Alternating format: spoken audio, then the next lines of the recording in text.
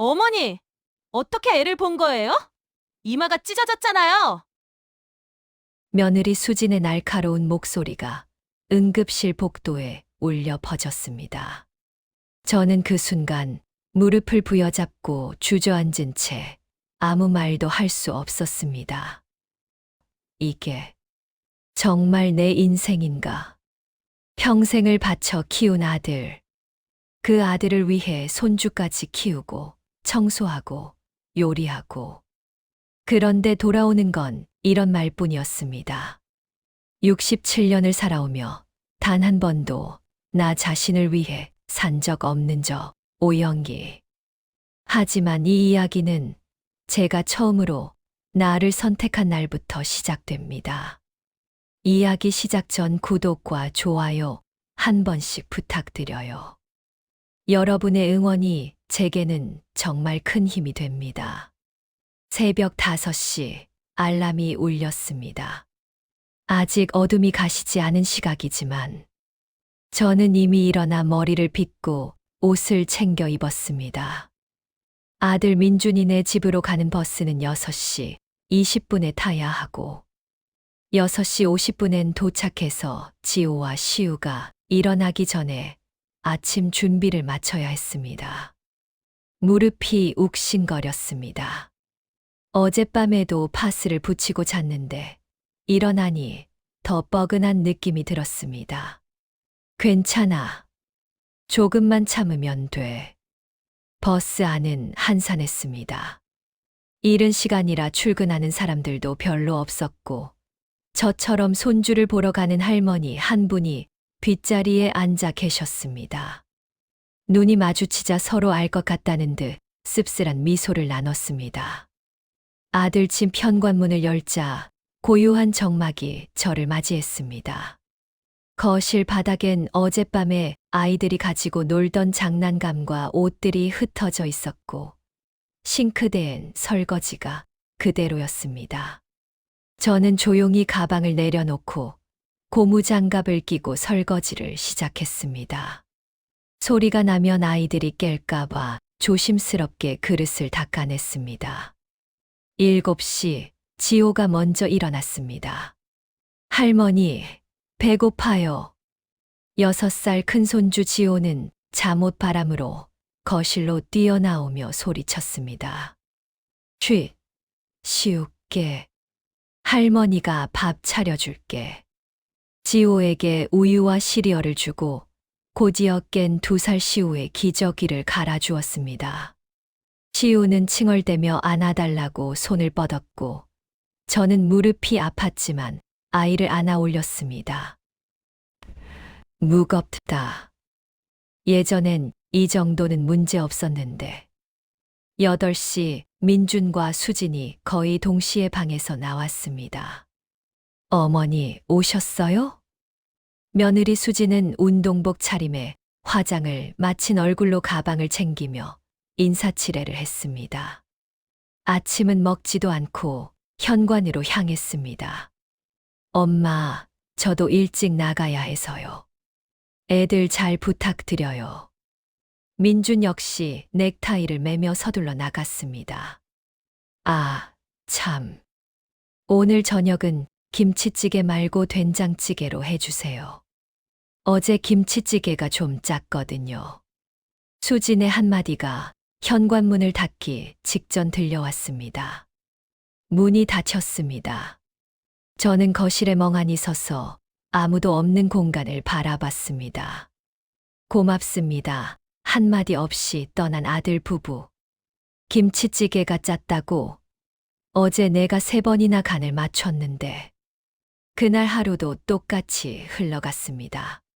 설거지, 빨래, 청소, 아이들 밥 먹이기, 놀이터 데려가기, 간식 챙겨주기, 저녁 준비.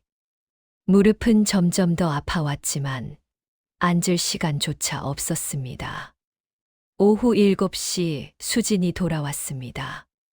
그런데 집으로 바로 들어오지 않고 1층 헬스장에 들렀다 온다고 했습니다. 8시 30분 운동을 마치고 돌아온 수진이 식탁에 차려진 저녁을 보며 한마디 했습니다. 오늘 된장찌개도 좀 싱거운 것 같은데요. 저는 아무 대답도 하지 않았습니다. 밤 10시 민준이 돌아왔고 저는 그제야 집으로 향할 수 있었습니다. 버스 안에서 무릎을 주물렀습니다. 욱신욱신 칼로 찌르는 듯한 통증이 밀려왔습니다. 참아야지. 아들을 위해서. 하지만 그날 밤 저는 처음으로 의문을 품었습니다. 대체 언제까지? 다음 주 화요일 저는 병원에 갔습니다. 무릎 통증이 너무 심해져서 더 이상 참을 수 없었습니다. 민준에게 오늘 하루만 쉬어도 될까? 라고 조심스럽게 물었더니 돌아온 대답은 차가웠습니다. 엄마, 오늘 우리 둘 다 회의 있어서 못 빠져요. 그냥 병원은 다음 주에 가시면 안 돼요? 결국 저는 아침 일찍 병원에 갔다가 서둘러 아들 집으로 향했습니다. 정형외과 의사 선생님은 엑스레이를 보며 고개를 저었습니다. 어르신, 무릎 연골이 거의 다 닳았어요. 이 상태로는 일상생활이 힘드실 텐데 왜 이제 오셨어요? 괜찮습니다. 그냥 약 처방만. 약으로는 안 됩니다. 수술이 필요해요. 빠르면 다음 달에 잡을 수 있는데 수술 후 최소 한 달은 무리하시면 안 됩니다. 한 달. 한 달 동안 손주를 못 본다. 집으로 돌아가는 길, 저는 민준에게 전화를 걸었습니다. 민준아, 엄마가 무릎 수술을 해야 할 것 같아. 수술요? 그럼 한동안 우리 집에 못 오시는 거예요? 그게 의사 선생님이 한 달 정도는 쉬어야 한대. 전화기 너머로 잠시 침묵이 흘렀습니다. 엄마, 그럼 수진이가 휴직해야 하는 거 아니에요? 지금 우리 형편에 그건 좀. 휴직. 아들 내외의 형편. 아니면 어머니 수술을 좀 미루시면 안 될까요? 지호가 이제 곧 입학인데 그때까지만이라도. 가슴이 철렁 내려앉았습니다. 알았어. 전화를 끊고 저는 한참을 멍하니 서 있었습니다. 결국 저는 수술을 미뤘습니다. 대신 진통제를 처방받아 먹으며 무릎에 보호대를 착용하고 아들 집으로 출근했습니다. 그리고 이틀 뒤 수진이 퇴근해서 현관문을 열자마자 한 말은 이랬습니다. 어머니, 몸이 아프신 건 저희도 안타깝지만 그래도 애들은 봐주셔야죠. 저희가 휴직하면 월급이 얼마나 까이는데요. 저는 그 순간 손에 들고 있던 국자를 놓칠 뻔했습니다. 안타깝다고? 진짜로?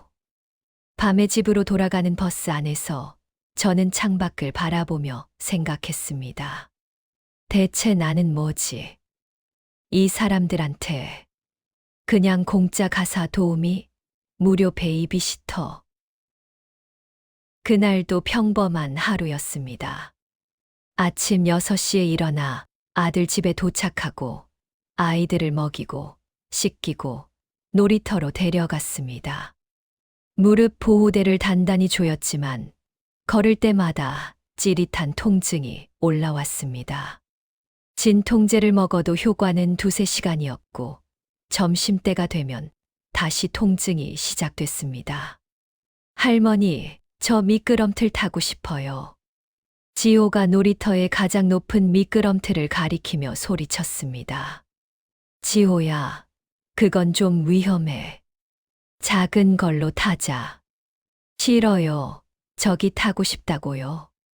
지호는 제 말을 듣지 않고 이미 사다리를 올라가기 시작했습니다. 아, 저 녀석. 저는 서둘러 뒤따라갔습니다. 그런데 그 순간 무릎이 꺾였습니다. 아. 저는 그대로 주저앉았고 시우를 안고 있던 팔에서 힘이 풀렸습니다. 시우가 울음을 터뜨렸고 지호는 위에서 균형을 잃고 쿵. 지호가 미끄럼틀 옆 계단에서 떨어졌습니다. 으아앙. 지호의 이마에서 피가 흘렀습니다. 저는 무릎 통증도 잊은 채 지호를 안아 올리고 시우를 유모차에 태운 뒤 택시를 잡아 타고 응급실로 달려갔습니다. 응급실에서 지호의 이마를 꿰매는 동안 저는 떨리는 손으로 수진에게 전화를 걸었습니다. 지호가 놀이터에서 다쳐서 지금 응급실이야. 30분 뒤 수진이 도착했습니다. 그리고 저를 보자마자 내뱉은 첫마디. 어떻게 애를 본 거예요? 이마가 찢어졌잖아요. 저는 아무 말도 할 수 없었습니다. 어머니 무릎이 아프신 건 알지만 그래도 이건 너무하신 거 아니에요. 애 얼굴에 흉터라도 남으면 어떡하려고 그러세요. 의사 선생님이 나와서 괜찮습니다. 잘 아물 거예요 라고 했지만 수진의 차가운 시선은 저를 향해 있었습니다. 그날 밤 저는 집으로 돌아와 방 구석에 숨겨둔 낡은 가방을 꺼냈습니다. 그 안에는 30년 동안 모아둔 통장 봉투가 들어 있었습니다. 은행 통장 5개, 재개발 지역 상가 등기부등본 3장, 오피스텔 등기부등본 2장. 젊은 시절 남편과 함께 악착같이 모은 돈. 남편이 돌아가신 후 혼자서 부동산 공부하며 조금씩 투자한 결과물. 시가로 따지면 12억.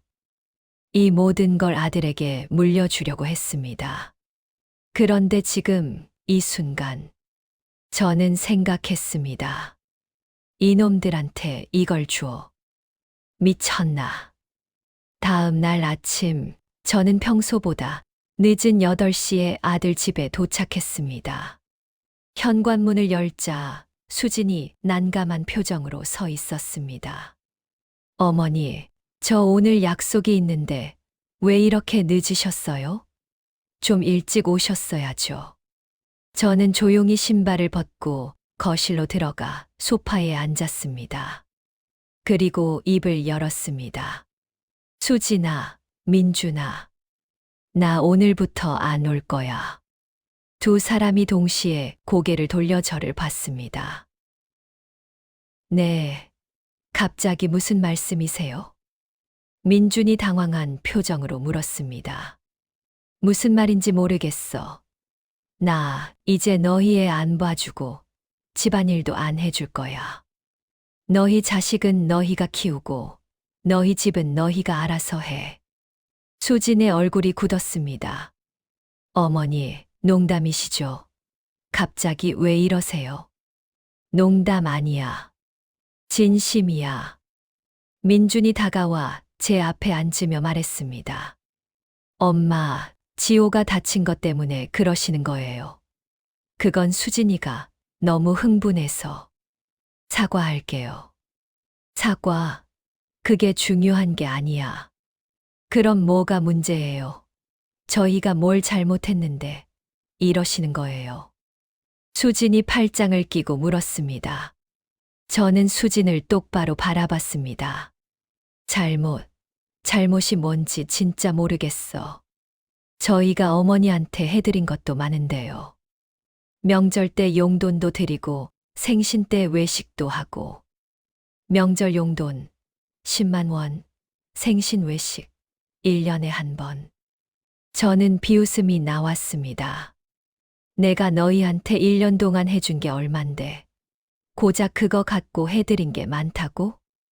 그럼 어머니는 뭘 받으신 건데요? 저희 집에서 밥 먹고 쉬고. 그 순간 저는 참았던 말을 뱉었습니다. 밥. 내가 해먹은 밥이 몇 끼야. 쉬었다고? 나 앉아본 적도 없어. 너희가 나한테 준 건 뭐야? 푸념과 핀잔뿐이었어. 거실이 조용해졌습니다. 엄마, 다른 집 어머니들도 그 정도는 자식 위해서 다 해줘요. 엄마가 애들을 안 봐주면 맞벌이를 어떻게 해요?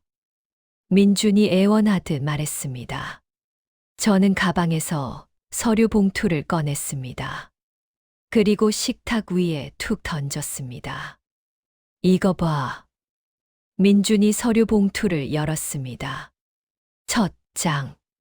재개발 구역 상가 등기부등본. 두 번째 장. 오피스텔 등기부등본. 세 번째 장. 은행 통장 사본. 민준의 손이 떨렸습니다. 이게 뭐예요? 보면 몰라? 내 재산이야. 수진이 옆에서 서류를 빼앗아 들여다봤습니다. 이게 정말이에요? 어머니가 이런 걸 갖고 계셨어요? 응. 30년 동안 모았어. 너희 아빠랑 악착같이 모으고 아빠 돌아가신 후에도 혼자 부동산 공부하면서 하나씩 사뒀지. 민준이 숫자를 세고 있었습니다. 이거 합치면 12억? 그래. 원래 이거 다 넣어주려고 했어. 주려고 했다는 과거형에 민준의 얼굴이 창백해졌습니다. 엄마, 그게 무슨... 근데 생각이 바뀌었어. 너한테 이거 주면 안 되겠더라. 수진이 벌떡 일어서며 소리쳤습니다. 어머니, 그건 너무하신 거 아니에요. 저희가 어머니를 어떻게 모셨는데. 저는 차갑게 웃었습니다. 어떻게 모셨는데. 너희는 날 무급으로 일하는 가정부 취급했어. 청소 상태 트집 잡고 음식 맛 없다고 구박하면서. 그건 내 무릎 아픈 거 알면서 수술 미루라고 했잖아. 집안이라고 애들 봐줄 사람 없다고. 민준이 무릎을 꿇었습니다. 엄마, 제가 잘못했어요. 정말 몰랐어요. 제가 너무 당연하게 생각했어요. 이제 알았으면 됐어. 엄마, 다시 한 번만 기회를 주세요. 제가 정말 잘할게요. 저는 고개를 저었습니다. 너 지금 뭐 때문에 무릎 꿇은 거야? 진짜 미안해서. 아니면 12억 때문에. 민준이 대답하지 못했습니다. 봐. 너도 알잖아. 지금 내가 왜 사과하는지. 저는 서류를 다시 가방에 넣고 일어섰습니다. 나 이제 내 인생 살 거야. 너희도 너희 인생 알아서 살아. 현관문을 나서는 순간 뒤에서 수진의 목소리가 들렸습니다. 그럼 애들은 어떡하라고요? 저희 보고 죽으라는 거예요. 저는 뒤돌아보지 않고 대답했습니다. 너희가 낳은 애잖아. 너희가 키워. 저는 아들 집에 가지 않았습니다. 계속 걸려오는 전화도 받지 않았고 무릎 수술을 하고 요양병원에 입원하여 재활에 전념했습니다. 그동안 아들 내외의 삶은 무너지기 시작했습니다. 민주는 회사에 육아휴직을 신청했습니다. 김 대리, 지금 프로젝트 한창인데 휴직이라니? 팀장의 차가운 반응에 민주는 휴직 대신 재택근무를 신청했습니다. 하지만 집에서 일하며 두 아이를 돌보는 건 불가능했습니다. 수지는 회사의 사정을 말하고 휴직계를 냈습니다.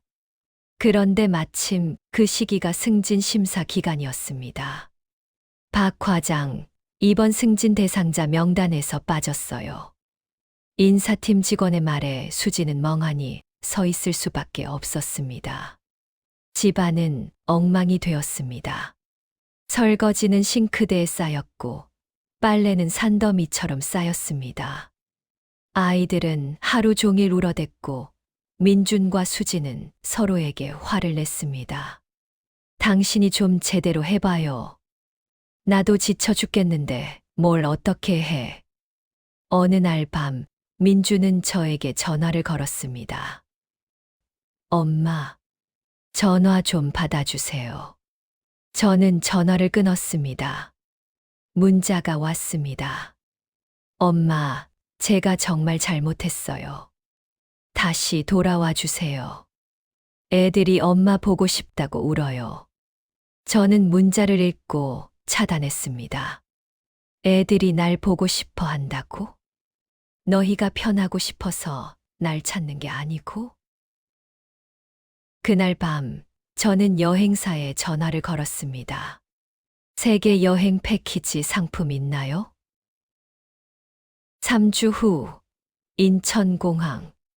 저는 캐리어를 끌고 출국장으로 향했습니다. 부동산 2채를 매각해 현금 8억을 확보했고, 1년간의 세계 여행 경비로 5천만 원을 책정했습니다. 나머지는 제 노후 자금으로 은행에 예치했습니다. 유럽, 미국, 남미, 아프리카. 평생 TV에서만 보던 곳들을 직접 가볼 생각에 가슴이 두근거렸습니다. 출국 수속을 밟는 순간 휴대폰이 울렸습니다. 민준이었습니다. 저는 잠시 망설이다가 전화를 받았습니다. 엄마, 정말 가시는 거예요? 응. 제발, 한 번만 더 생각해 주세요. 저희가 정말 잘못했어요. 알아. 그래서 가는 거야. 엄마, 저 엄마 없이는 못 살아요. 저는 잠시 침묵했습니다. 민준아. 네, 엄마. 넌 39살이야. 이제 엄마 없이도 살아야지. 엄마는 너희들한테 할 만큼 했어. 하지만 나도 67년 동안 남 위에서만 살았어. 이제 내 인생 좀 살아야 하지 않겠니? 엄마, 잘 살아. 아빠처럼 착하게 살지 말고 좀 독하게 살아. 전화를 끊었습니다. 그리고 출국 게이트를 통과했습니다. 비행기 창밖으로 서울의 야경이 점점 멀어졌습니다. 67년 만에 처음으로 저는 자유로웠습니다. 그날 밤 파리샤를 드골 공항에 도착한 저는 숙소로 이동하며 에펠탑을 봤습니다. 환하게 빛나는 에펠탑 앞에서 셀카를 찍었습니다. 그리고 SNS에 올렸습니다. 67세, 새로운 시작.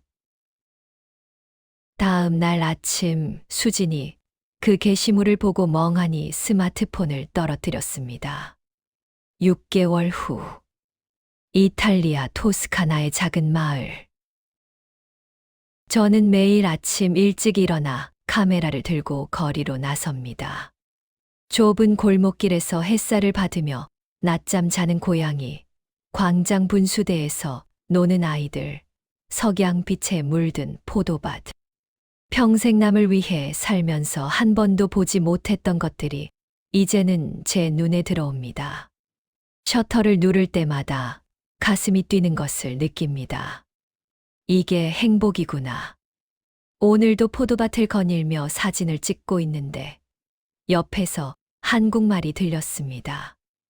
혹시 한국 분이세요? 60대로 보이는 여성이 반갑게 인사를 건넸습니다. 네, 맞아요. 여기 혼자 오셨어요? 저희는 여고 동창생끼리 여행 중인데 같이 저녁 드실래요? 그렇게 저는 혼자 여행 중인 한국인 여성분들과 친구가 되었습니다. 모두 비슷한 이야기를 갖고 있었습니다. 평생 가족을 위해 살다가 이제야 자기 인생을 찾아 나선 사람들. 저도 며느리한테 10년 동안 애봐주고 이제 안 봐준다니까 난리 났어요. 저는 남편이 은퇴하고 나서 온종일 집에 있으니까 미칠 것 같아서 도망쳤어요. 우리는 함께 웃고 와인을 마시고 사진을 찍었습니다. 어느 날 지인에게서 전화가 왔습니다. 영희 씨 여행 떠나시고 아드님이 많이 힘들어 하시던데요. 저는 잠시 생각하다가 담담히 웃으며 대답했습니다. 그 애도 이제 어른이잖아요. 자기 인생은 자기가 책임져야죠. 지인은 놀란 반응이었지만 저는 개의치 않았습니다. 그날 저녁 침대에 누워 천장을 바라봤습니다. 민준이 보고 싶을까? 아니. 손주들이 보고 싶을까? 아니. 미안한가? 아니. 후회되나? 절대 아니. 저는 일어나 창가로 걸어가 석양을 바라봤습니다. 내일은 피렌체로 가서 우피치 미술관을 볼 예정입니다. 모레는 베네치아, 다음 주는 그리스. 가고 싶은 곳이 너무 많습니다. 하고 싶은 것도 너무 많습니다.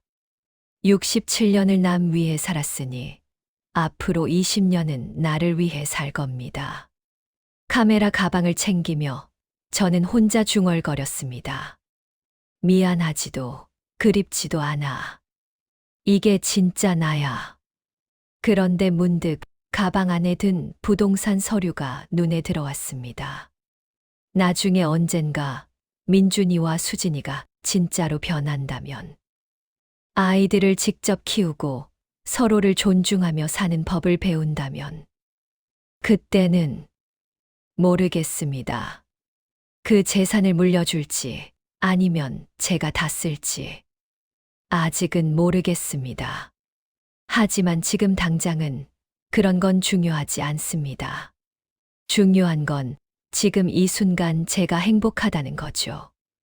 민준이가 변하든 안 변하든 그건 그의 선택입니다. 저는 이제 제 선택을 했으니까요. 10년 뒤, 20년 뒤 어떤 결정을 내릴지는 그때 가서 생각하면 됩니다. 그때도 여전히 제가 먼저입니다. 재산을 주는 것도 제 선택, 안 주는 것도 제 선택. 그 선택권은 오롯이 저에게 있고 그 누구도 강요할 수 없습니다. 67년 만에 찾아온 진짜 자유. 저는 이제 누구의 엄마도 할머니도 아닌 오직 오영이로 살아갑니다. 내일 아침 저는 또 카메라를 들고 거리로 나갈 것입니다. 그리고 아름다운 것들을 담을 것입니다. 내 눈에 아름다워 보이는 것들만.